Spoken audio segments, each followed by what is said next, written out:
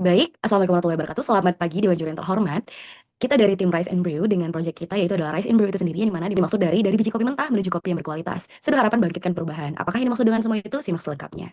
Nah, baiklah Dewan Juri yang terhormat, masuklah kita ke masalah utama. Nah, di tabel ini bisa kita lihat ada aspek kondisi saat ini hingga kondisi ideal. Masalah utama yang mendesak adalah rendahnya nilai jual kopi petani. Nah, di Desa Bunikasi yang kita fokuskan ini, para petaninya itu sebenarnya bisa menjualnya dengan harga yang ideal, yaitu 45.000 sampai 60.000 per kilo. Namun dikarenakan minimnya edukasi tentang nilai harga jual suatu produk, mereka menjualnya dengan harga 6.000 sampai 15.000 per kilo. Lalu ada kualitas produk yang tidak terstandar akibat kendala iklim. Nah, jadi sebenarnya Desa Bunikasi ini tergolong tempat yang sangat jernih, bersih, dan juga sangat-sangat damai dan tentram. Namun dikarenakan iklimnya ini sangat-sangat tidak bersahabat atau cuacanya itu sangat-sangat ekstrim yang dimana belakangan ini beberapa hari belakangan ini Desa Budikasi ini sedang mengalami cuaca yang tidak baik di mana Desa Budikasi ini sedang mengalami cuaca yang sangat-sangat berkabut yang menyebabkan matahari itu jadi susah untuk masuk untuk kualitas produk kopi ini jadi kopi ini menjadi tidak sesuai dengan kualitas yang diinginkan atau tidak perfect lah kita bilang ya. Lalu minimnya keterampilan pasca panen. Nah, di sini kita bisa simpulkan bahwasanya petani di Desa Budikasi ini minim keterampilan dalam pasca panen yang seharusnya mereka itu sebenarnya bisa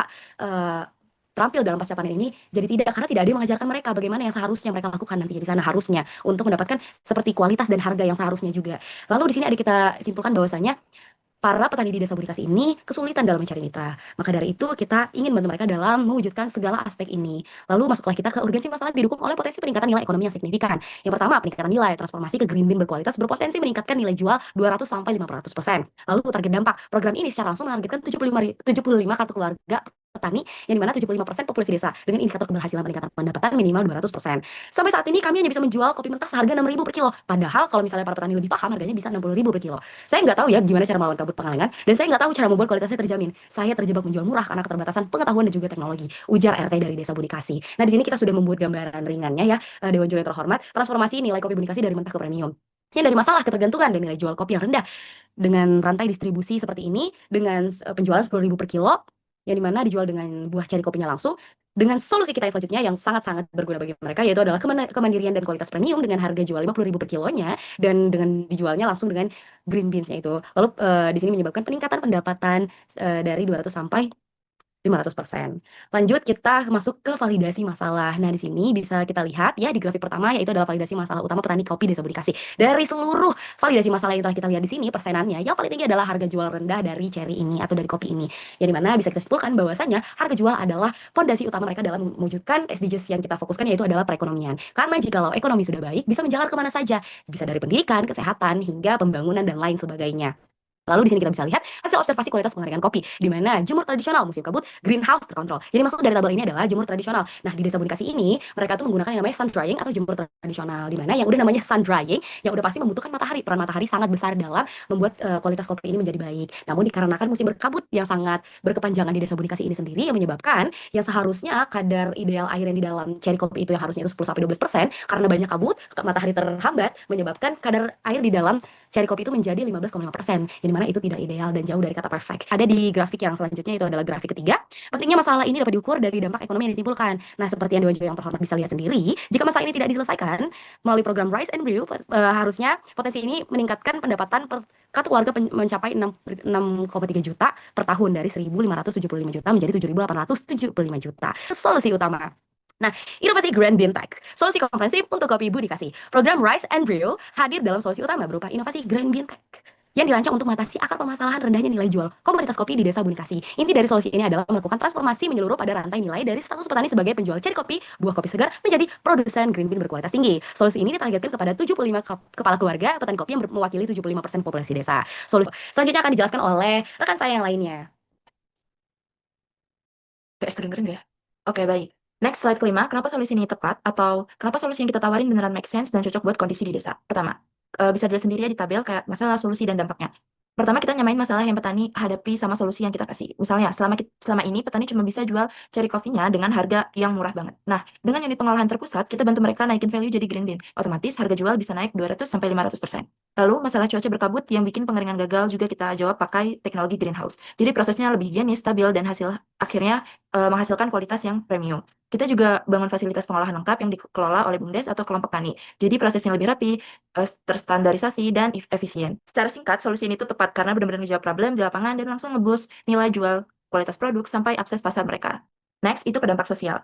Jadi program ini nggak cuma ngangkat hasil kopi doang, tapi juga ngangkat orang-orangnya juga yang ada di dalam desa. Yang kena dampak paling utama itu 75 petani kopi. Terus ada ibu rumah tangga yang nanti dilibatin di proses pengemasan dan penjualan. Anak muda desa yang jadi operator greenhouse dan digital marketing. Plus BUMDes dan kelompok tani sebagai pengelola unit usaha. Bahkan 250 warga lainnya juga kena dampak ekonomi secara nggak langsung. Program ini juga udah launch banget sama SDGs. Contohnya SDGs yang kelima, yaitu kita dukung kesetaraan gender, mulai dari buka peluang kerja buat perempuan sampai akses pelatihan yang sama. Lalu juga ada SDGs nomor 8, karena program ini bikin lapangan kerja baru, ningkatin produktivitas, dan naikin pendapatan petani sampai 200 sampai 500%. Selanjutnya mengenai roadmap Rise and Grow. Nah, di sini saya membagi menjadi 5. Yang pertama start, pilot, integration, sustainability, dan juga application. Yang pertama dimulai dengan start, dan saya mulai dengan fundamental capacity building. Yang mana tapi itu fokus pada pengembangan, pada pembangunan fondasi pengetahuan masyarakat mengenai kopi dulu nih. Nah, kegiatan ini mencakup pelatihan dasar budaya kopi, cara memilih biji berkualitas, dan juga teknik pengolahan pasca panen, hingga penggunaan greenhouse untuk pengeringan. Selanjutnya dilanjut dengan pilot, yakni mengenai local support dan juga dependence, yang mana setelah kemampuan dasar ini dimiliki, masyarakat mulai didampingi dalam praktik langsung. Nah, pendampingan itu meliputi pengolahan fasilitas greenhouse, pengeringan green bean secara mandiri, dan juga pencatatan produksi hingga penyusunan SOP sederhana terkait peran pengurus dan juga alur kerjanya. Yang mana tujuannya itu agar masyarakat itu bisa mulai memiliki kemandirian secara operasional. Nah, selanjutnya integration, yakni mengenai market connection. Nah, jadi di sini tahap ini menghubungkan produk dengan pasar, yang mana masyarakat dibantu membuat katalog produk, daftar harga, dan juga identitas brand desa. Kemitraan mulai dibangun dengan BUMDes, UMKM lokal, roastery, serta calon eksportirnya. Yang mana tujuannya itu agar produk kopi desa mulai dikenal dan juga memiliki jalur distribusi jelas. Selanjutnya adalah sustainability-nya, yang mana ini mengenai social enterprise development.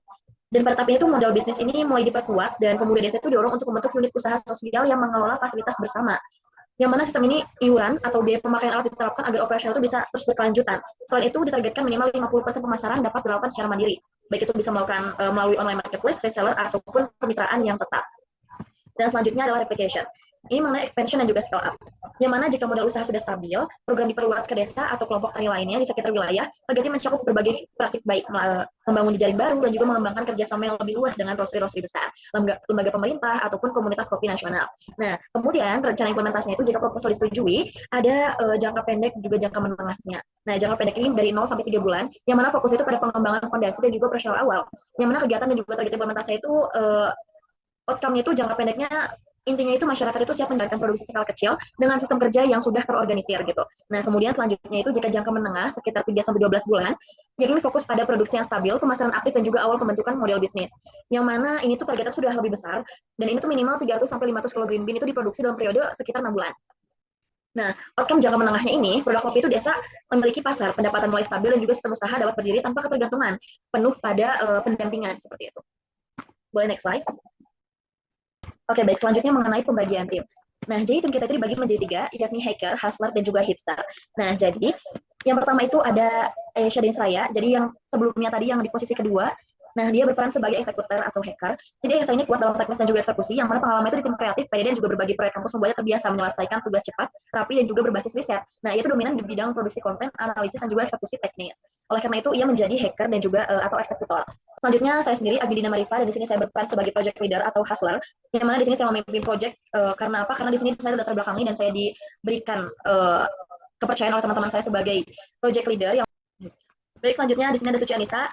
Di sini dia sebagai sekretari atau hipster. Ya tadi yang sudah presentasi di awal. Dan Suci ini saya lihat ahli dalam merapikan alur, dokumentasi dan juga detail administratif. Ia cepat menangkap inti masalah, menulis dengan sistematis dan juga mengubah strategi tim menjadi dokumen yang rapi dan juga mudah dieksekusi. Boleh next slide?